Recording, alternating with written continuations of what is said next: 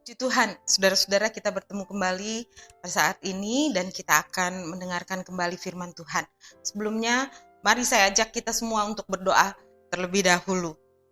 Tuhan Yesus, kami datang kepadamu, hati kami bersyukur dan berterima kasih untuk kemurahan Tuhan yang besar dalam hidup kami. Ada firman Tuhan yang akan kami dengar dan semua itu karena kemurahan dan kebesaran Tuhan.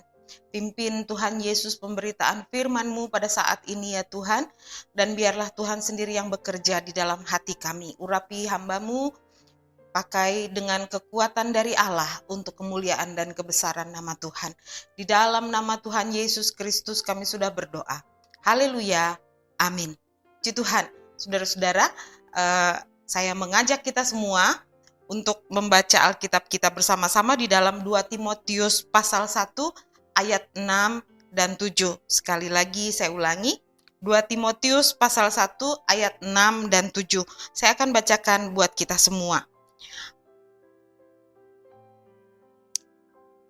2 Timotius pasal 1 ayat 6 dan 7. Karena itulah kuperingatkan engkau untuk mengobarkan karunia Allah yang ada padamu oleh penumpangan tanganku atasmu. Sebab Allah memberikan kepada kita bukan roh ketakutan, melainkan roh yang membangkitkan kekuatan, kasih, dan ketertiban. Haleluya, saudara-saudara, kita mengerti bahwa kematian rohani tidak datang secara tiba-tiba, saudara-saudara. Dia akan bekerja secara perlahan-lahan dan dengan diam-diam tanpa kita sadari, tetapi pasti kalau kita lengah, hal itu akan terjadi dan membahayakan di dalam hidup kerohanian kita. Untuk itu, Paulus merasa perlu untuk mengingatkan Timotius, anak rohaninya. Dia mengingatkan, memberi peringatan kepada Timotius untuk mengobarkan atau menyalakan karunia Allah yang ada pada Timotius. Ada karunia Allah dalam penumpangan tangan. Tuhan bahkan memberikan kepada anak-anaknya karunia-karunia, talenta-talenta kepada setiap saudara dan saya. Ia menghendaki agar kita menjaga dan mengerjakan atau mempertahankan karunia-karunia yang Allah berikan itu, talenta-talenta yang Allah berikan itu untuk kemuliaan dan kebesaran nama Tuhan. Dan biarlah kita dapat melayani dengan apa yang Tuhan percayakan kepada kita. Dan setiap apa yang kita buat, saudara-saudara, untuk kemuliaan Tuhan, Alkitab katakan itu tidak akan sia-sia. Ada upah yang akan menanti kita. Puji Tuhan. Selanjutnya, Rasul Paulus meyakinkan Timotius. Dikatakan di ayat yang ke-7, sebab Allah memberikan kepada kita bukan roh ketakutan, melainkan roh yang membangkitkan kekuatan, kasih, dan ketertiban. Kalau minggu yang lalu kita mendengar contoh dari orang-orang yang mempunyai roh yang takut untuk melangkah maju. Mereka mengalami satu ketakutan yang besar dari 10 orang pengintai yang dikirim oleh Musa mengintai tanah Kanaan. Saya percaya saudara masih ingat akan firman Tuhan itu. 10 orang ini mempunyai roh yang begitu takut sehingga mereka tidak berani untuk masuk ke tanah Kanaan. Ada lagi orang-orang yang mempunyai roh ketakutan, padahal itu tidak diberikan oleh Allah. Kalau kita ingat cerita tentang Gideon, saudara-saudara, pada waktu itu dalam Hakim-Hakim diceritakan pada masa itu orang Midian berkuasa atas orang Israel. Dan Allah memilih Gideon untuk menyelamatkan orang Israel. Dipilihlah orang-orang yang akan maju berperang melawan orang Midian bersama-sama dengan Gideon. Tapi kalau kita mau membaca Hakim-Hakim pasal 7 ayat 1 sampai 3 dikatakan begini. Adapun Yerubbaal, itulah Gideon, bangun pagi-pagi dengan segala rakyat yang bersama-sama dengan dia. Lalu mereka berkemah dekat mata air Harod. Perkemahan orang Midian itu ada di sebelah utaranya dekat bukit More di lembah. Berfirmanlah Tuhan kepada Gideon, terlalu banyak rakyat yang bersama-sama dengan engkau itu, daripada yang kukehendaki untuk menyerahkan orang Midian ke dalam tangan mereka. Jangan-jangan orang Israel memegah-megahkan diri terhadap aku, sambil berkata, tanganku sendirilah yang menyelamatkan aku. Maka sekarang serukanlah kepada rakyat itu demikian, siapa yang takut dan gentar, biarlah ia pulang, enyah dari pegunungan Gilead. Lalu pulanglah 22.000 orang dari rakyat itu, dan tinggallah 10.000 orang. Saudara-saudara, Gideon mengumpulkan rakyatnya untuk membebaskan orang Israel dari tekanan orang Midian. Setelah dikumpulkan, jumlah mereka ada 32.000 orang. Tapi apa yang Allah katakan? Allah perintahkan kepada Gideon untuk mengurangi rakyat itu. Tanya kepada rakyat yang ikut bersama-sama dengan Gideon, siapa yang takut, siapa yang gentar, biarlah ia pulang, enyah dari pegunungan Gilead. Begitu kata Tuhan. Dan ada begitu banyak orang yang rupanya takut untuk berperang, saudara-saudara. Dari 32.000 orang pasukan atau orang Israel yang dipilih oleh Gideon untuk membantunya mengalahkan orang Midian, 22.000 orang pulang karena takut, saudara-saudara. Kalau dihitung itu sekitar 70% dari yang tersedia, lebih dari atau ada dalam jumlah yang lebih besar daripada orang yang berani. Pada akhirnya Gideon hanya berperang dengan 300 orang yang benar-benar berani, yang ada roh kekuatan di dalamnya, roh ketertiban di dalamnya. Dan Allah menjadi senang. Allah lakukan pekerjaan-pekerjaan yang besar. Kalau kita mau melihara roh yang dari Allah, roh yang membangkitkan kekuatan, roh Allah itu sanggup memampukan kita untuk melakukan hal-hal yang besar. Melawan orang Midian hanya dengan jumlah orang yang sedikit bukan hal yang kecil, saudara-saudara. Bukan hal yang mudah, tetapi hal yang sukar. Tapi ingat, ada roh yang Allah taruh di dalam kita, roh yang membangkitkan kekuatan. Sekalipun pekerjaan yang Allah sediakan bagi kita untuk lakukan itu adalah pekerjaan yang sukar. Percayalah, kalau Dia memilih saudara, sekalipun itu pekerjaan sukar yang harus kita lakukan, ada pembelaan Allah di dalamnya. Ada roh yang membangkitkan kekuatan yang Allah sediakan sehingga kita mampu untuk meraih kemenangan. Saya percaya, saudara dan saya juga mengenal Raja Daud, raja yang besar, yang dikasihi Tuhan, yang juga dihormati, sangat dihormati oleh rakyatnya, bangsa Israel. Pada satu kali Raja Daud berbuat salah, Raja Daud berdosa di hadapan Tuhan. Dia berzina, saudara-saudara, dengan istri Uria, Batsheba. Tidak ada seorang pun yang tahu, hanya mereka berdua yang tahu. Daud kemudian menyusun satu rencana yang begitu jahat di mata Tuhan. Tidak ada yang tahu, saudara-saudara. Tapi Tuhan memilih Nabi Nathan untuk memperingatkan Daud tentang kesalahannya. Kalau kita mau membaca 2 Samuel 12 ayat 1 sampai 14 itu Nathan katakan ada seorang miskin yang mempunyai hanya 1 ekor kambing domba. Ada seorang juga yang kaya raya yang mempunyai domba yang banyak, saudara-saudara. Pada satu kali orang kaya ini kedatangan tamu, tapi dia merasa sayang untuk menyembelih dombanya untuk disajikan kepada tamunya. Lalu dia ambil domba si orang miskin. Daud yang mendengar itu dari Nabi Nathan, dia marah sekali. Sangat tidak baik orang yang kaya itu. Lalu apa yang Nabi Nathan katakan di ayat yang ke-7? Kemudian berkatalah Nathan kepada Daud, engkaulah orang itu. Beginilah firman Tuhan Allah Israel. Akulah yang mengurapi engkau menjadi raja atas Israel. Dan akulah yang melepaskan engkau dari tangan Saul.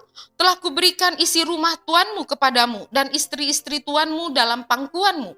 Aku telah memberikan kepadamu kaum Israel dan Yehuda. Dan seandainya itu belum cukup, tentu kutambah lagi ini dan itu kepadamu. Mengapa engkau menghina Tuhan dengan melakukan apa yang jahat di matanya?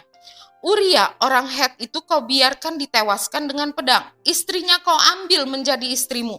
Dan dia sendiri telah kau biarkan dibunuh oleh pedang Bani Amon. Oleh sebab itu, pedang tidak akan menyingkir dari keturunanmu sampai selamanya. Karena engkau telah menghina aku dan mengambil istri Uria orang Het itu untuk menjadi istrimu. Beginilah firman Tuhan. Bahwasannya malapetaka akan kutimpakan ke atasmu yang datang dari kaum keluargamu sendiri. Aku akan mengambil istri-istrimu di depan matamu dan memberikannya kepada orang lain. Orang itu akan tidur dengan istri-istrimu di siang hari, sebab engkau telah melakukannya secara tersembunyi, tetapi aku akan melakukan hal itu di depan seluruh Israel secara terang-terangan. Lalu berkatalah Daud kepada Natan, aku sudah berdosa kepada Tuhan. Dan Natan berkata kepada Daud, Tuhan telah menjauhkan dosamu itu, engkau tidak akan mati. Walaupun demikian, karena engkau dengan perbuatan ini telah menista Tuhan, pastilah anak yang lahir bagimu itu akan mati. Saudara-saudara, dengan berani Natan berkata kepada Daud bahwa Daud telah berdosa. Siapa yang berani melawan raja? Seorang raja yang disegani, yang dihormati oleh rakyatnya. Tidak ada seorang pun yang berani, saudara-saudara. Tapi dengan kekuatan Allah, dengan pimpinan dari Roh Allah, Natan mengatakan kepada Daud hal-hal yang sebenarnya Daud berdosa kepada Tuhan. Banyak orang sekarang di akhir zaman, saudara-saudara, tidak lagi berani untuk berkata-kata yang benar, untuk berkata-kata tentang kebenaran, saudara-saudara. Ada begitu banyak tekanan yang membuat orang berkata-kata mengikuti arus zaman saja, bukan berkata-kata tentang kebenaran. Tapi lihat apa yang Tuhan kerjakan dalam hidup Nabi Natan. Allah taruh roh kekuatan di dalamnya sehingga Natan sanggup mampu untuk mengatakan sesuatu yang benar. Kita harus mempunyai ciri, saudara-saudara, bahwa kita adalah anak Tuhan. Mintalah kepada Tuhan roh yang membangkitkan kekuatan itu, sehingga kita pun sanggup untuk mengatakan kebenaran di hadapan orang-orang dunia, di hadapan orang-orang yang tidak mengenal Tuhan. Setelah Tuhan Yesus naik ke sorga, murid-murid dan orang-orang percaya lainnya begitu tertekan dengan keadaan yang mereka hadapi. Banyak di antara mereka yang dilarang untuk memberitakan firman. Sampai pada satu kali Petrus dan Yohanes juga harus masuk penjara karena melayani Tuhan, karena menceritakan atau memberitakan firman tentang Tuhan Yesus. Murid-murid merasa tertekan, saudara-saudara. Dan di dalam tertekan itu ada ketakutan. Tetapi Kisah Para Rasul 4 ayat 31 katakan, dan ketika mereka sedang berdoa, goyanglah tempat mereka berkumpul itu, dan mereka penuh dengan Roh Kudus, lalu mereka memberitakan firman Allah dengan berani. Tuhan memberikan kepada kita roh kekuatan untuk memberitakan firman Tuhan.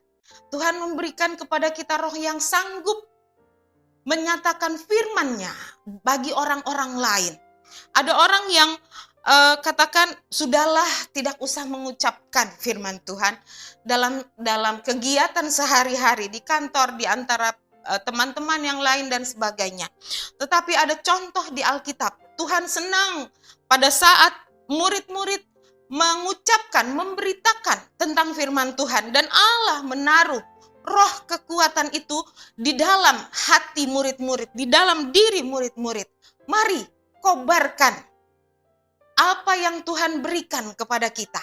Ucapkan firman Tuhan dengan keberanian yang dari Tuhan. Saudara-saudara, pada satu kali Yesus sampaikan kepada murid-murid, Ia berkata kepada mereka di dalam Matius 17 ayat 20, karena kamu kurang percaya, sebab aku berkata kepadamu, sesungguhnya sekiranya kamu mempunyai iman sebesar biji sesawi saja, kamu dapat berkata kepada gunung ini, pindah dari tempat ini ke sana, maka gunung ini akan pindah dan takkan ada yang mustahil bagimu.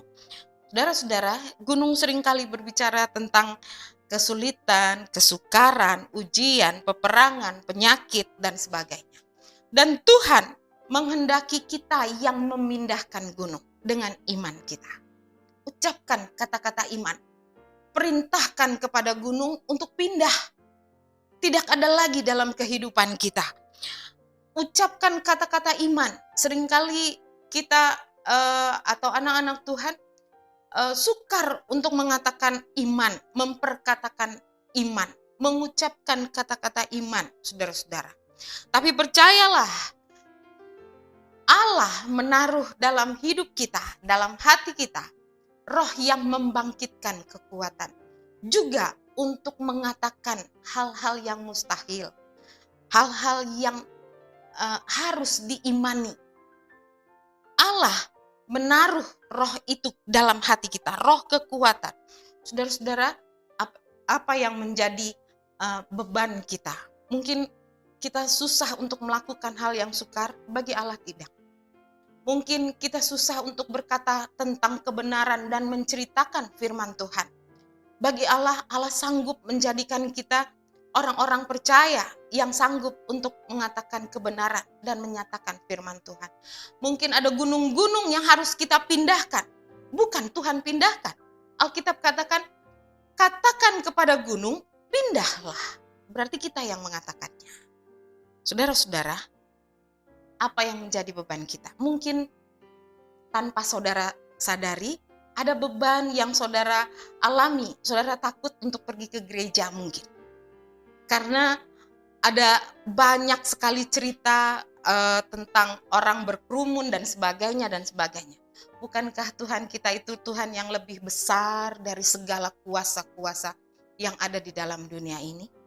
Kalau saudara sanggup untuk pergi ke kantor, ke mall, kemana saja, mari kita uji iman kita. Katakan kepada diri kita, aku mempunyai roh yang membangkitkan kekuatan. Aku harus melangkah dan Tuhan ada di pihakku. Puji Tuhan, kita akan berdoa. Kita akan berterima kasih kepada Tuhan dalam doa kita. Kami datang kepadamu ya Tuhan. Kami bersyukur berterima kasih untuk segala kemurahan Tuhan. Jadikan kami orang-orang yang mempunyai roh yang membangkitkan kekuatan. Tuhan, kami mau bertindak, kami mau seperti yang Allah perintahkan di dalam Alkitab untuk kami lakukan. Ya Tuhan, mampukan kami dan biarlah semuanya itu kami lakukan untuk kemuliaan dan kebesaran nama Tuhan. Terpujilah Tuhan. Kami serahkan semua ke dalam tangan-Mu. Dalam nama Tuhan Yesus Kristus kami sudah berdoa. Haleluya. Amin.